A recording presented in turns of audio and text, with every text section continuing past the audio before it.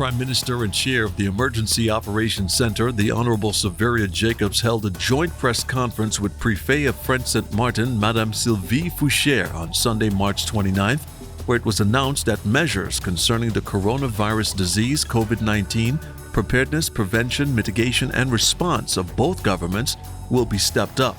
Prime Minister Jacobs, while addressing the media, stressed the importance of individuals adhering to the call to remain at home. I implore all people of St. Martin, if you love this country, if you love your people, please stay at home. That is for your own benefit. This is for the benefit of all the people of St. Martin.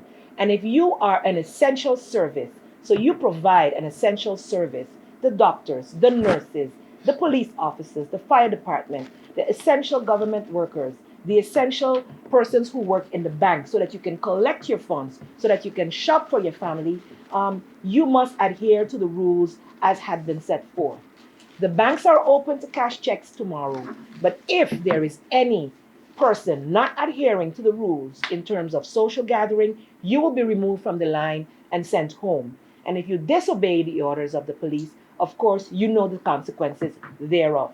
So I'm asking everyone, the cooperation between Dutch and French side is 100% in the interest of keeping St. Martin and St. Martiners residents, visitors who are stuck here safe. That is why we are doing this, and we expect you to continue to cooperate in that interest so that we can keep our numbers low. We are only 37 square miles, and if you look at the sizes of the countries that are now being overburdened and how quickly that happened, you know it can take just one person not following the rules to create a serious problem here in St. Martin. ESF5 coordinator and police chief commissioner Carl Jean explained to the media the definition of joint controls. For us, joint control means indeed working together as teams, and which we can imagine right away two police forces working together will mean an increase in capacity. So on both sides, we don't need 10 men, for instance, if the French is controlling the French side and we're controlling the Dutch side. It's automatically an increase of capacity.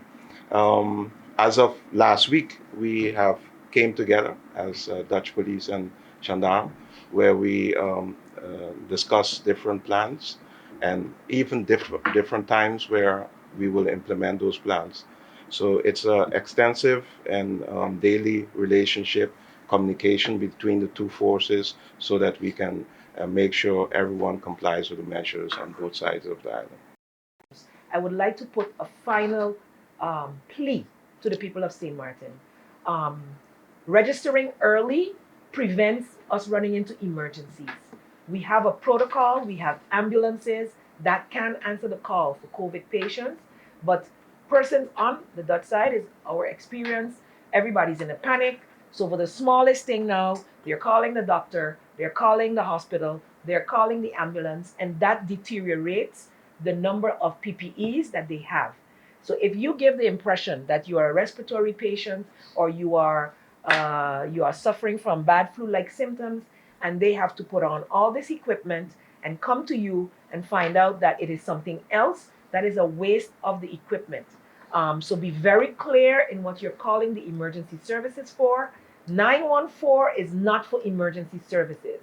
914 is to register as someone who has traveled or someone who has symptoms and thinks that they may have been in contact with someone who has traveled, to be tested for this coronavirus.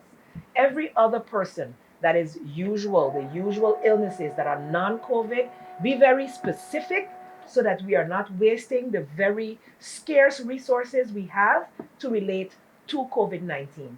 We have requested extra PPEs, which is personal protective equipment, not only for our police force, but also for the frontliners in the medical field, in the fire department, to be able to carry out calls when the public make them. We are still awaiting some of those, so we have to be very conscious in utilizing them. So I thank you for your compliance across the borders on the 37 square miles of St. Martin, And together, we can defeat this monster. Newly appointed Minister of Justice, the Honorable Anna Richardson, spoke to Gov Insider following the press conference and stated that as Minister of Justice, she supports the Prime Minister in her capacity as chair of the Emergency Operations Center in taking the extra measures to protect the people of St. Martin from any additional spread of COVID-19. Yeah, so we're just wrapping up our press conference here on the French side with the Prefet, Madame Prefet, and the entire media team between French and Dutch St. Martin. And as you have learned, that the measures are going to become more stricter because we want to be able to see that the people of St. Martin understands the importance of this pandemic that we're dealing with. We've been lenient, but now measures have to be a little bit more stricter, and that is being enforced. And I'm going to support the Prime Minister in her capacity as the chairperson for the EOC, along with the specialists and the experts that are on the team, and we're going to make sure that the people of St. Martin are protected at best.